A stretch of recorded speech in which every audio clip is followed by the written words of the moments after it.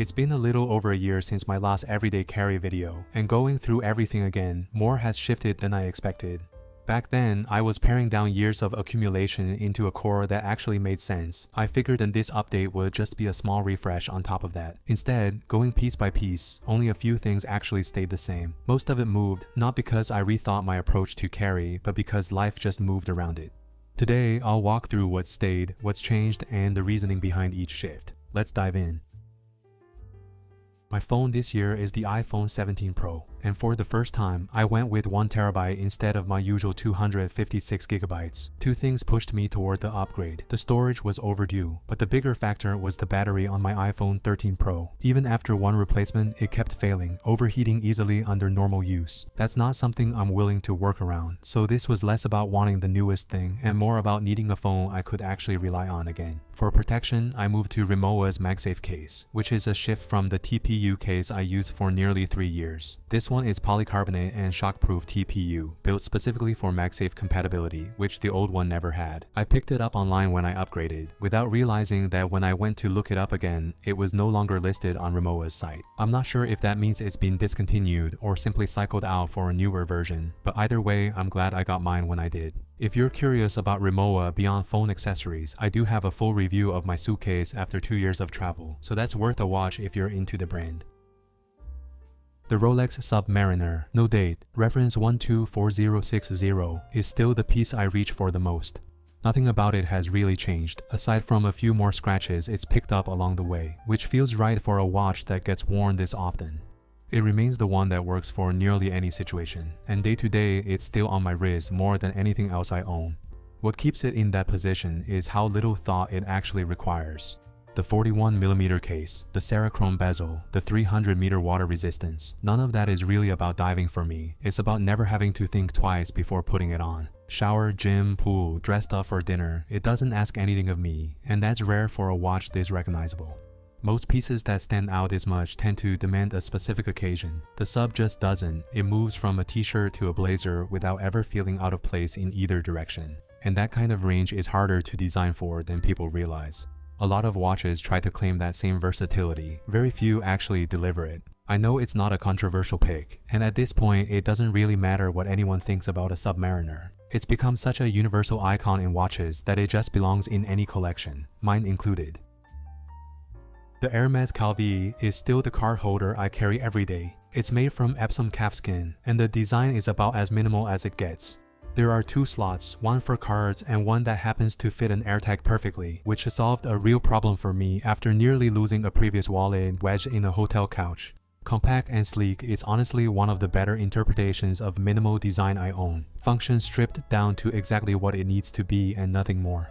The snap button closure is the part I actually worried about early on, since it's the one mechanism doing all the work every single time I open and close this thing. After more than 4 years, it still closes with the same crisp, tight snap it had on day one. No looseness, no give. I can't say whether that holds up at the 5 or 8 year mark, but so far it hasn't shown any sign of slowing down.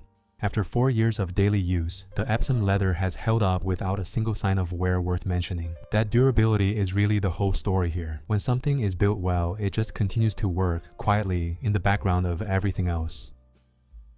This is probably the most notable change to my carry this year. I've replaced the Tiffany HardWear bracelet with a Whoop Life membership and band.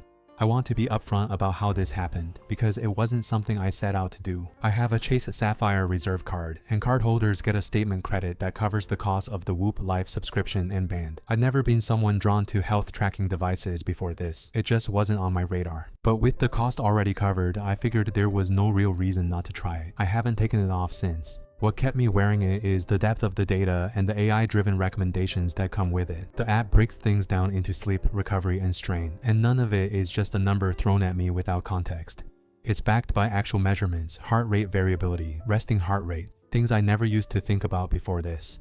It also has in-app breathing exercises and workout guidance, which has genuinely made it easier for me to actually track and log what I'm doing instead of just guessing. I've actually used it to put together a plan around the health metrics I care most about, which isn't something I expected to say about a wearable. Having that much information sitting in my pocket has changed my daily routine more than I thought a device like this could. The trade-off is that I'm not someone who likes stacking pieces on one wrist, so the hardware bracelet has been sitting on the shelf since I started wearing Whoop. I still want to wear it. I'm not done with it. I've been considering the Whoop armband as a way to move the tracker off my wrist entirely, which would free things up to bring the bracelet back into rotation. For now though, the wrist has one job and Whoop has it. The Louis Vuitton 6-key holder has actually been part of my carry for nearly a decade now. Longtime viewers might recognize it from my luxury purchases that quietly improved my live video, but I left it out of my EDC content for a while because it wasn't relevant. When I was mostly driving my wife's Tesla, the key was just a card, so there was nothing to carry. What's interesting to me is that in the time I've owned this, I've gone through 4 different cars, different keys, different systems, different everything, and this key holder just kept going through all of it. That kind of longevity says something. It's easily the oldest thing in this entire carry, and it's held up well enough that switching cars never once meant switching this. I still drive my wife's Tesla sometimes when we're out together, and honestly, the full self-driving makes those trips easier than they have any right to be. But day to day, my 2023 Mercedes EQB is what I'm actually driving, which means a physical key is back in the picture, and so is this key holder. It's a good reminder that what ends up in a carry isn't fixed. It shifts based on what a day actually requires. My wedding band has stayed exactly the same, and given that the other ring I used to wear no longer fits the finger it was made for, I'm grateful this one has. I love it just as much as I did on day one. It has a good weight to it, and between the rounded edge and the domed inner side, it's genuinely one of the most comfortable things I wear. Taking over the daily wear that the hammered ring used to have is a Cartier Trinity ring in white gold and black ceramic. The design itself dates back to 1924, created by Louis Cartier, grandson of the Maison's founder, at a time when the brand was known almost entirely for stone-set pieces. 3 interlocking bands with no gems at all was a genuinely unusual move for them back then. And 100 years later, it still doesn't look dated, which is rare for a design that old. I was drawn to the white gold and black ceramic combination, specifically because it echoes the tones of the Submariner, and that same timelessness is a big part of why it felt right to wear every day. It also wears more comfortably than I expected. Getting it involved a bit of a detour. I originally wanted to pick it up in Prague, but the tax was calculated incorrectly at the boutique there, which made it seem cheaper to just wait and buy it back in the States. I stopped by Cartier in Vienna next, but they didn't have my size. I ended up finally buying it in Las Vegas, months later than I originally planned, which somehow feels fitting for a ring built around the idea of things coming together over time. Looking at everything I've shown, these 6 pieces have become my non-negotiable core. My eyes have improved since my LASIK recovery, but eye drops still make the cut, carried without exception. Everything else I bring depends entirely on the day.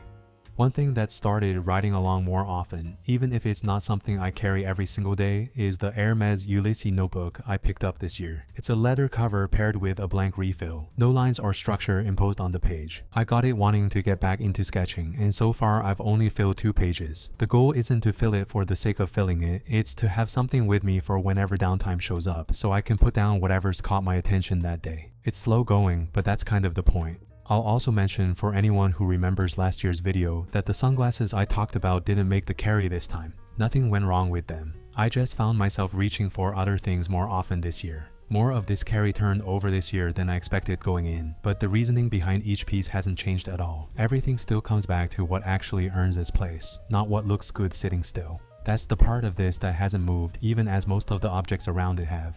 If this kind of a reflection is something you find value in, I'd love to have you stick around for more of it. As always, live with intention.